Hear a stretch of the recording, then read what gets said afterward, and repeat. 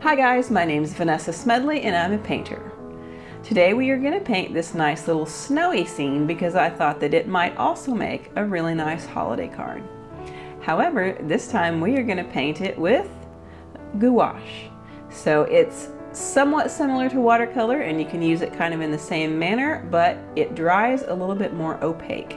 So if you're using a lot of snow like we are in this photo, it's much easier to paint white over the top of any kind of backgrounds or mistakes that you might make. So let's do this.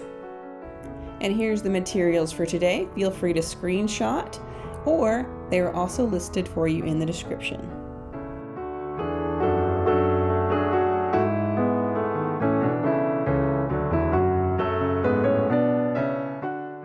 I start my mixing with ultramarine blue, and then I add in a little bit of orange that I've mixed from cadmium-free red and cadmium-free yellow, just to gray it down a little bit.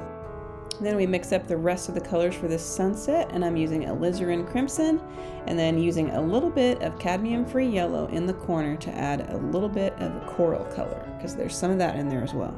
And then some lemon yellow. I begin by wetting the entire sky area with clean water, and then I begin dropping in the colors. And you will notice I use a little bit of very pale lemon yellow towards the horizon, and then I'm adding in a little bit of the ultramarine blue on top of that. You want to be very, very careful with this, because if you brush it back and forth, you will mix the yellow and the blue and it will make a green sky, which is never a great look. So lay in the yellow and then lay in quick strokes of the blue. Don't scrub it back and forth and just let it go. You will notice that I'm actually treating this gouache pretty much just like watercolor, and it is very, very similar. Most of the difference comes in the opacity and the fact that it doesn't really spread quite as much as watercolor would. So just keep that in mind. You can also use gouache straight out of the tube and use it more like an acrylic paint. It's really just up to your preference.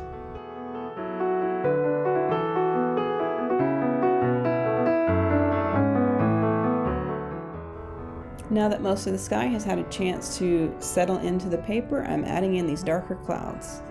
If you put them in too early, it will spread too much and it'll kind of make a mess out of your sky. So just wait until the water has soaked into the paper a little bit. I'm mixing my own Payne's Gray here because, as far as I'm aware, this brand doesn't make a Payne's Gray unless the place that I buy it from just doesn't carry it. But anyway, I'm mixing ultramarine blue and burnt sienna together, and I'm mixing that a little bit heavy on the blue side, and that makes a really nice Payne's Gray. If you mix them in equal parts, it makes a really nice black as well. Just a really nice dark black. After I put in my sky and I let it dry completely, I always like to put in the far distance next. So I'm doing this row of evergreen trees with my Payne's Gray mix, or my self-made Payne's Gray. And then I blend that out with my ultramarine blue mix. That's bringing it into the snowy middle distance. Now you'll notice, if you look at the original picture that I was looking at, that I have simplified all of this quite a bit. I really just didn't feel like it needed all of that detail.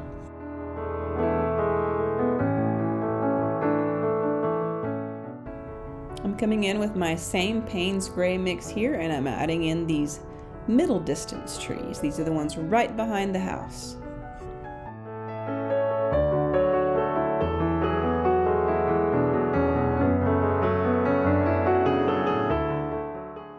Then I add in a thicker consistency of that mix to add in some shadow between these trees. Now I'm adding in the snow right behind the house.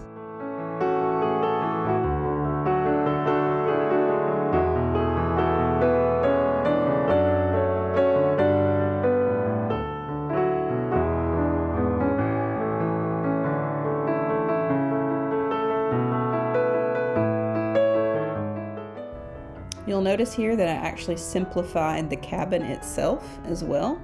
I did not add the second level or the under level. I just made the ground rise up to meet the house.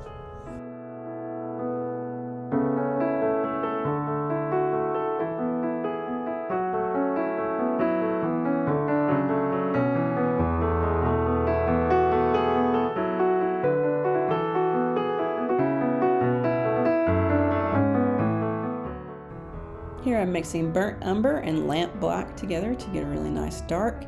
Normally I don't use black, but in this case, since I don't have a pre-mixed Payne's Gray, I'm just going to go ahead and use it. I'm starting on the cabin itself, so I use that mixture of burnt umber and Payne's Gray, and I'm filling in the major portion of it, and then I'm coming back in with a darker mix with more black in it to add the shadows, and most of the shadow is on the right side of that, and then I'm also using that darker color to add in some planking on the house.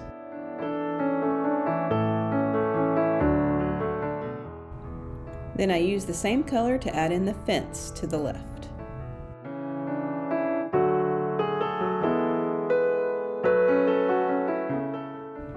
I'm using a darker consistency of my ultramarine and burnt sienna mix to add in a little bit of detail in these trees in the background.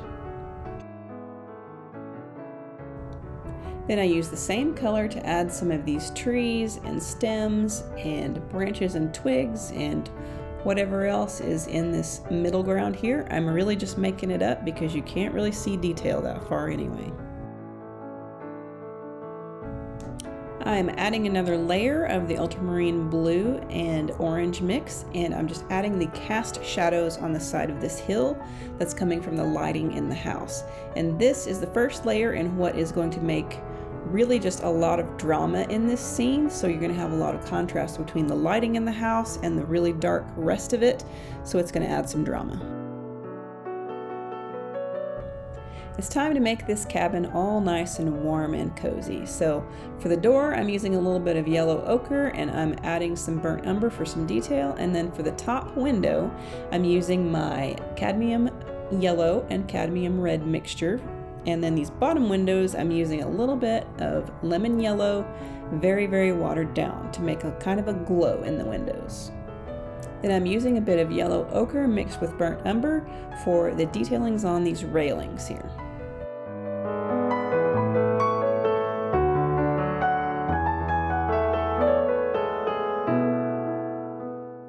Okay y'all, now I have just noticed that this sky is much too light for the rest of the painting, so I'm taking a massive risk and I'm re-wetting the sky area and then I'm darkening it up. Now this will either work or it will ruin the entire thing, so stay tuned until we figure out which one that is. If this was actual watercolor, I am not sure that I would try this, but since it's gouache and we've got some opacity that we can mess with, I'm gonna give it a shot.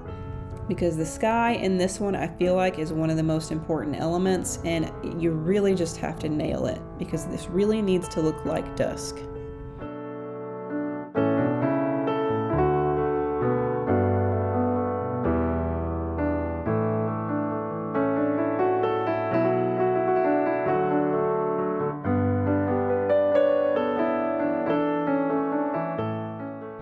I have allowed all of that to dry, and it did come out with a little bit of kind of a cauliflower type thing at the top of these trees, but I'm coming back in and I'm adding some more detail with some black here, and it is covering it up. And that, my friends, is the beauty of gouache. You jack it up and you can fix it. And I'm just taking a little bit of that black and a very tiny number 0 round brush, and I'm adding some more sticks and twigs and details just a little bit darker.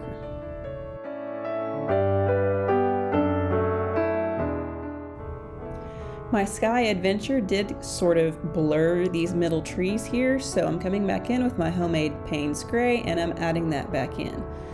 And then I will come in with some black and add some detail later. But for now, just adding the Payne's Gray back in.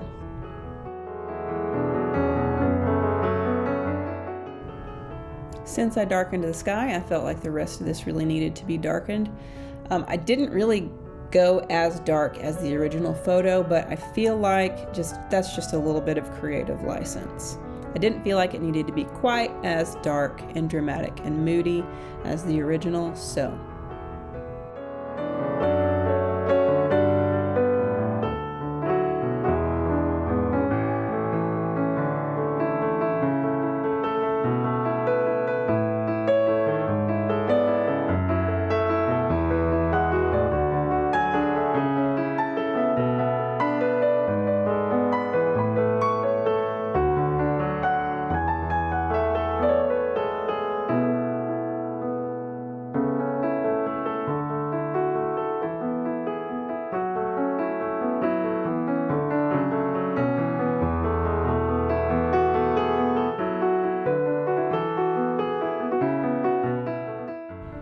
as promised, I'm adding in some black to differentiate between all of these trees and to add a little bit of detail.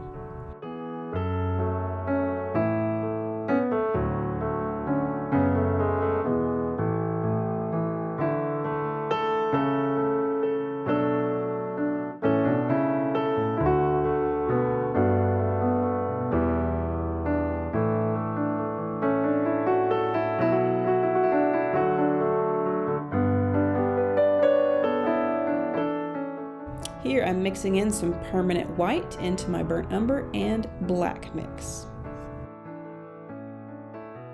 And I'm adding that on the highlights of these little railings.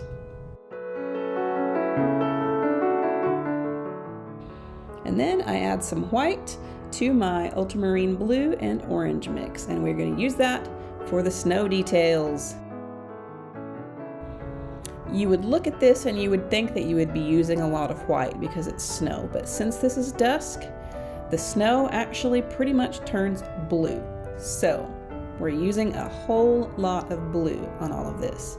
But also, this is really where gouache shines, because I'm able to come back in with this very light color and go over the top of all of these really dark colors and just add this snow in. If you were to do it with masking fluid, it would not look nearly this natural, and it just makes it so much easier. Sometimes you do have to go back over it once or twice, because depending on how much water you use, it does kind of sometimes dry transparent, so keep that in mind. This is where some of the drama is going to come from with all this lighting. So I'm coming back in and I'm adding some lighter areas on the snow-covered areas of this house, and then I'm going to add some detail into the shadow area on the hill. So we've got a really bright highlight, and then we have a little bit less of a highlight that we're blending in with water, and that is just showing the contour of the hill a lot better.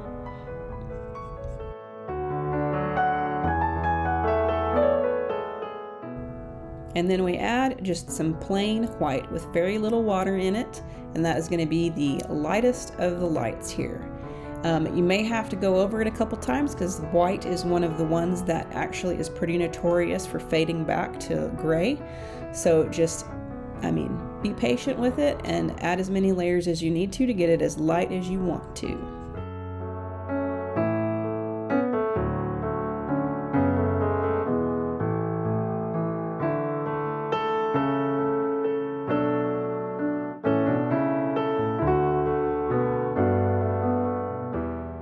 And here I'm adding a little bit of very watery lemon yellow to this little hillside here, because it is coming from the light of the house and it's shining a little bit of yellow onto that.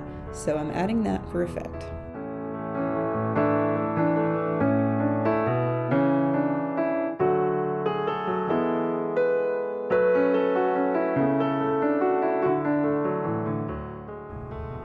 I wish that I could tell you what country this is located in. I really have no idea because the photographer on Pixabay didn't mention where it's from. Kind of looks like maybe it came straight from the North Pole to me, so that's why I picked it for this holiday season.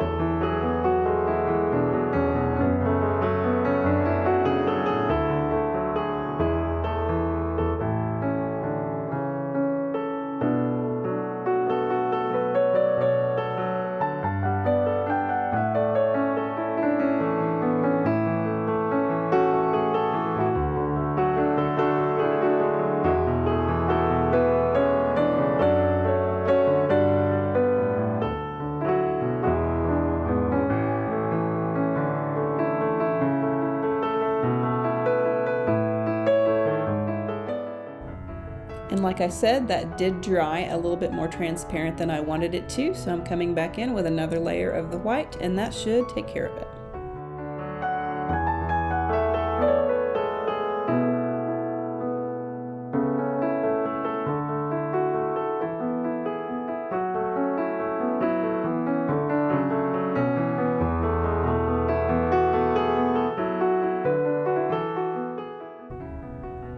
And then I add this deciduous tree that's lost its leaves right here behind the house. And I'm starting out with the snow color, and then I'm adding a little bit of that color that I used for the railings, the light brown, just to suggest that it's there. And then I am splattering the snow color all over the background to add a little bit of more random texture.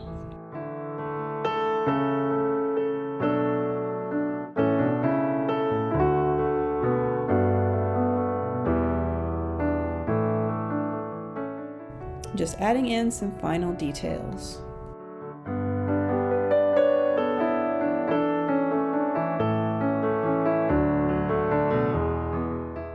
And here's the finished product, all signed and dried and with the tape removed. And there is a little bit of a gouache painting for you. And there you have it, a nice little snowy scene that if you want to, you can use for your holiday card. And now, you know what gouache is and you know how to use it. You can also do this scene in a watercolor too if you really just don't have gouache or you don't feel like investing in that. Watercolor it up. Don't forget to like, comment, subscribe, share, all that fun stuff because that's how this channel gets to grow. Thanks for watching. I'll see you again next time.